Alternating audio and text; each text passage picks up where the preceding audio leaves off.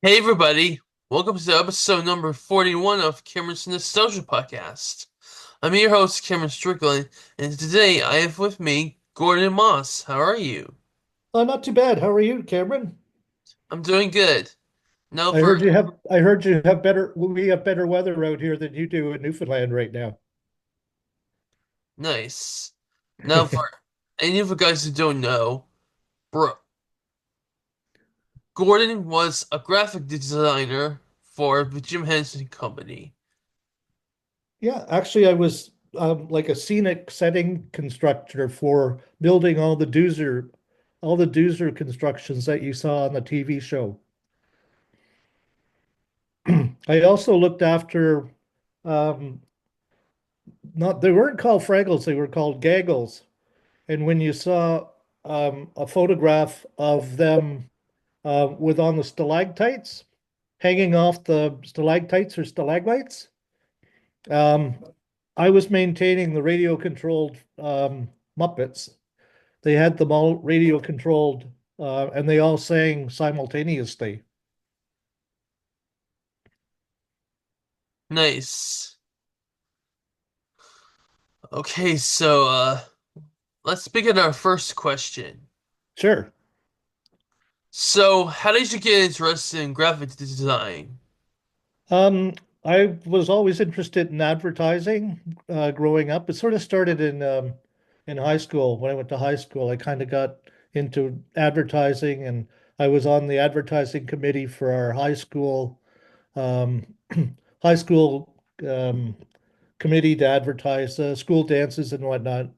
And I did a lot of posters, so I kind of liked graphics and graphic design back then. So from there. I went to George Brown College in Toronto, and I took 2 years of graphic design. Back then, they didn't have computers. That's how old I am. But anyways, it was good because I got a good foundation for graphic arts.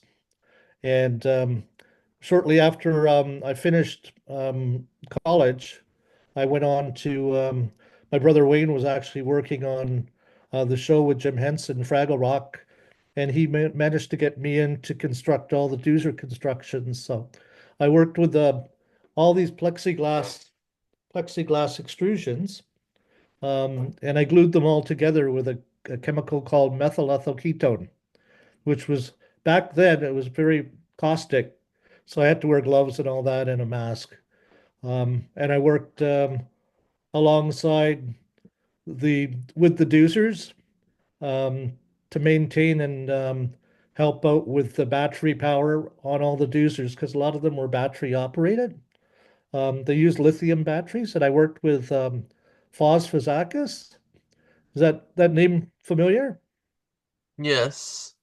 And I worked with Tad and a guy called Tom Newby, who was a young guy, and they were technical geniuses, those guys. They built all these doozer constructions all from scratch and created um, radio controlled cars for them, which we drove on the roads that I built for the show itself. Nice. Yeah, it was really interesting. So, what was it like working on Fraggle Rock? That was great. I got to meet so many nice people and so many people that used to work on the Muppet Show that I recognized, and just people that they had in the Muppet movie too, like Richard Hunt, um, Davy Goles, um, all the characters in the Muppet Show. They all came up to Toronto, and they put them up in an area called Yorkville in Toronto, and we um, I guess they must have stayed here for about a year filming at this place called VTR Productions in Yorkville, which is a small little area. I don't know if you're familiar with Toronto that much, but it's a small little area that it's just a little bit north of Yonge and Bloor in Toronto. A very trendy spot. So we got to know all the restaurants around there pretty well because we'd be going out for lunch and all that while we were working there. Steve Whitmire drove up from New York too. They all came from the puppet shop in New York City. And Whitmire came up in his nice little Porsche car, and we drove around in that for a while. It was a lot of fun, but it was a great little studio to work in. They had the Gorgs area in one part of the studio, Marjorie the trash heap in another area, and then in another studio, they set up Doc with Sprocket, and that's where they did all the filming for that. All right. Do you have behind the scenes footage or photos of Fraggle Rock? You know what I do have? Can you see me okay? I can see you. There's what I got here. Jim Henson gave me this guy, and that's I don't know if you can see him okay. Should be in focus. There he is. That's a prototype of a doozer that Jim Henson gave me, and it actually winds up. None of these were ever made. This is like a one of a kind, Dave. Can you see it okay? Goes a Uh, bit of in and out of focus. So I got one of those from Jim. I got some prototypes for more doozers. You seeing these okay? all right. Good. Come back. I'm trying to put it on the camera, but it's not going. Here we are. There we go.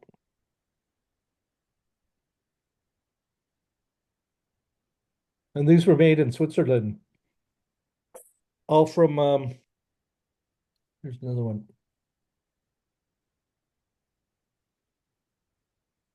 And they're all one of a kind. They're only about 2 inches high, but they're all hand painted detailed. And then I got the best thing I got was this plaque from Jim thanking me for there, that's better. Thanking me for being on the show and helping out with Fraggle Rock. And if you look, let me just do this for a second here. That's better. There we go. Now I can see myself. So this is on one side. It's pewter. It's pretty heavy. It's about a pound. And it's got the Fraggle Rock logo on one side, and then on the other side, it's got, see if I can bring it into focus here. Trying to. There it is. So I don't know. Can you read that? Thanks from the heart of Fraggle Rock, Jim. And those were the dates that the show had aired. So that's something I really cherish. It's really cool. And then I also got a little, this is a Sesame Street Oscar the Grouch. And then somebody you met a couple of weeks ago, Frank Mescalite, had prototypes done up for Dragon. I thought you might like to see that too. It's kind of cool. Got his big nose. And that's it. That's what I got. But they go in a special place in my cabinet. We had lots of fun. I can tell you a story if you want. That's really cool. I was working one day and in walks two astronauts from NASA. And apparently when Jim was doing the Muppet Show in England, they really like Pigs in Space, the segment of Pigs in Space. So they always used to watch it. So they phoned him up one day and they said how much they enjoyed it. And they wrote back and forth. And when Jim was in Toronto, they were working on the Canada arm for the space shuttle. So I was working one day and these two astronauts come in to see Jim because over time they grew to be really good friends.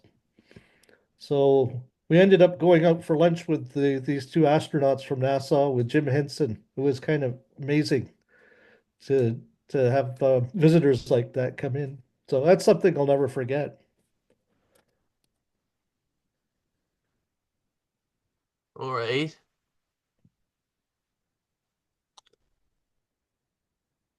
And do you have any puppets? No, I don't. No, those puppets were. I think they went back to New York City. They have the puppet shop there, the Muppet shop, where they built most of them for the Toronto show. And they weren't really anybody's. They were, property of Jim Henson Associates. So we never did get any puppets. Although my brother, who was a producer for the show or director for the show, he managed to get a little piece of Fraggle Rock because when they were tearing down the sets, he grabbed a bit of moss and a bit of rock from Fraggle Rock, and he managed to get that. He still has that today. He lives in Mississauga.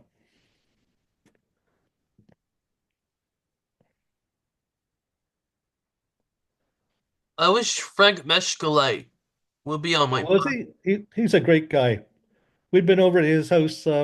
He's done a few shows locally when we had the pandemic when a couple of years ago and everybody had to stay in their house.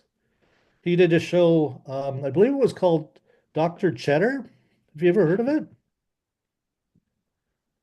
no. No? No, it's something, it's on YouTube and it's called Dr. Cheddar, and he did that out of his garage. Very talented guy. And his wife does all the built all the puppets along with himself. And he did this show. It was for kids, probably 5 or 6 years old, explaining things that kids ask at that age. But I've worked with him for on Fraggle Rock, and then we grew to be really good friends. So we've been over to their place. They've been over our place for dinner, and no, him and his wife Dina are really nice people. They actually have a daughter who just her name's Maya, and she won silver, I believe, in the Olympics in rowing. So that's quite an accomplishment too, right? All right. And what else do we have here?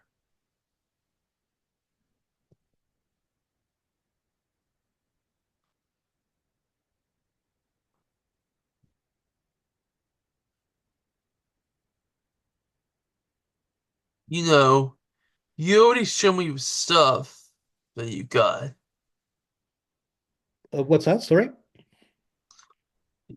I think you already showed me some of the stuff you got. Yeah, yeah. I showed you all the stuff that I have from the show. And what about the behind the scenes footage or photos? No, I don't. I actually I've got a couple of photos that I took in the workshop of some of the doozers up close, but I don't have those handy to show you right now. But they're just basically photographs of some of the doozers that I worked with. Some of the doozers they had instead of radio control, they had what's called rat controls, and they called them rat controls because when they did the Muppet movie, they had all these rats in New York City, and they had them on hand controls, and they would actually make them talk and make their necks go back and forth. So the rat controls stayed the name for them, but they used some of the control hand controllers for the doozers themselves.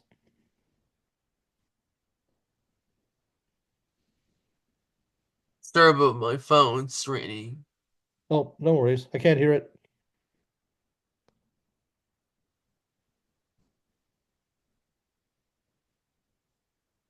There you go, it's off. Looks like you got a lot of CDs and DVDs behind I know. you. You collect them, eh? Yes.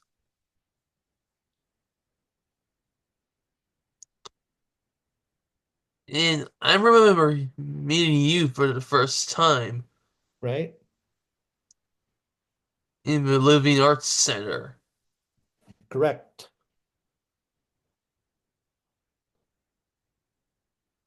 That's why you gave me this. That's right. Yeah, they gave you that for sure. I got one too. This focus is not working. There we go.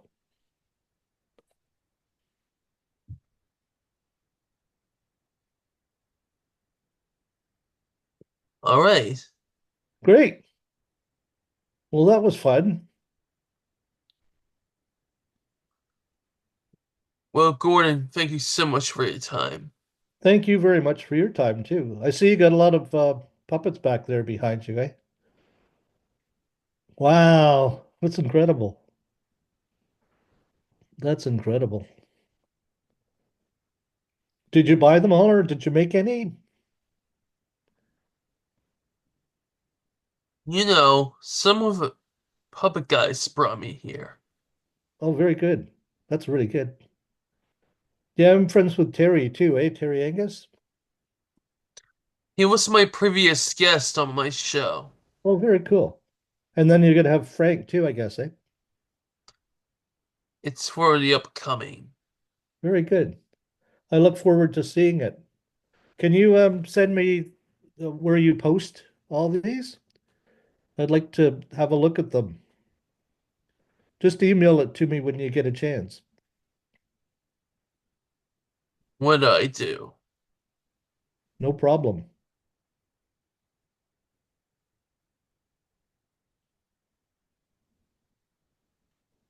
Um, all right. Is there anything else I'd like to say? No, it's just want to say thanks for having me on your show, and I appreciate it, and I hope we can keep in touch in the future. Nice. Yeah. Now you got a friend here in Grimsby, Ontario. We're just about an hour away from the Mississauga Living Arts Center. All right. Okay, well, it's been fun chatting. Stay tuned. There'll be more guests coming up. Until next Okay, time. don't forget to send me your email ad or your address for the show. What's that? Don't forget to send me the address so I can tune in. I don't think I have that yet. Do you have an address? Um, no, I mean the address that you're posting all these on. Send me the address of the URL where you're posting all these, or do you post them?